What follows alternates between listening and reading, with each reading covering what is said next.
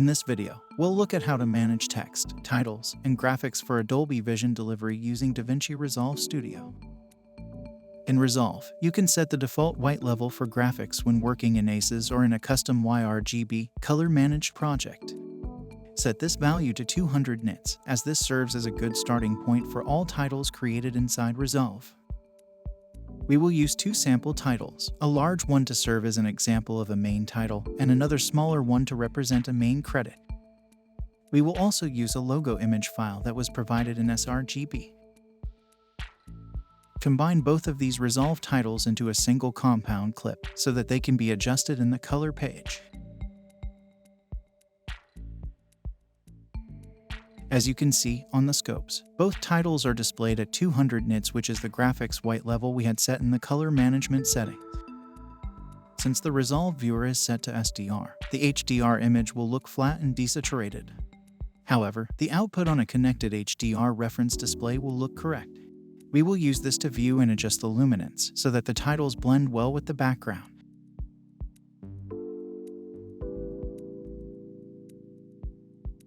Let's now take a look at the logo that we received from the graphics department. This graphic was created in SDR, and specifically in sRGB color space. Therefore, the input characteristics of the graphic must be labeled correctly so that the Resolve color management converts the graphic from SDR to HDR. As you see, the graphic got properly converted from SDR to HDR, keeping its original luminance of 100 nits. Since this seems a little low, we adjust the luminance value of the graphic to about 350 nits.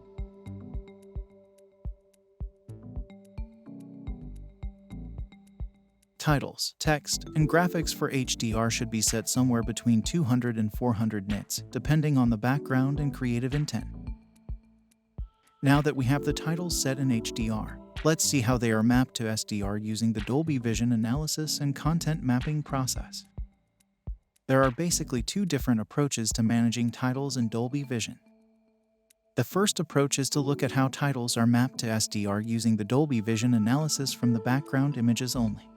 Since Resolve only analyzes content on video track 1 for multi-track events, we'll analyze a few selected shots of the title sequence. As the titles are edited on video track 2, they will not get analyzed, but the mapping will be applied to the composite image. Review the mapping to SDR, and adjust the title luminance where needed. Verify the set luminance level to match for both HDR and mapped SDR. As the main title spans across a clip boundary, its mapped luminance level changes due to the individually calculated metadata of the background images.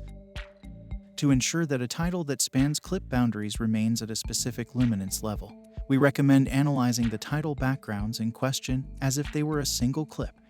To do this, you can use the blend option and then set the title to a luminance value that best matches the HDR and the mapped SDR version.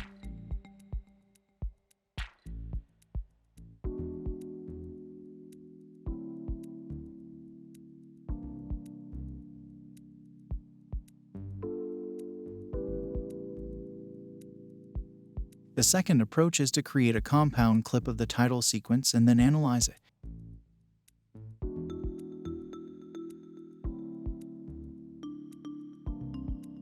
We strongly recommend testing which process works best for your project.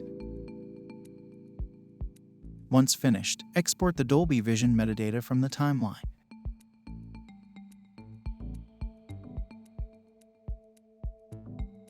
To deliver both the textless and all texted versions, use the Dolby Vision metadata from the original texted version. Keep in mind that no one will see these recordings without text. The idea in delivering a textless version is to replace the text elements with a foreign language, while maintaining the original intended mapping. And this intended mapping is described by the metadata of the texted version.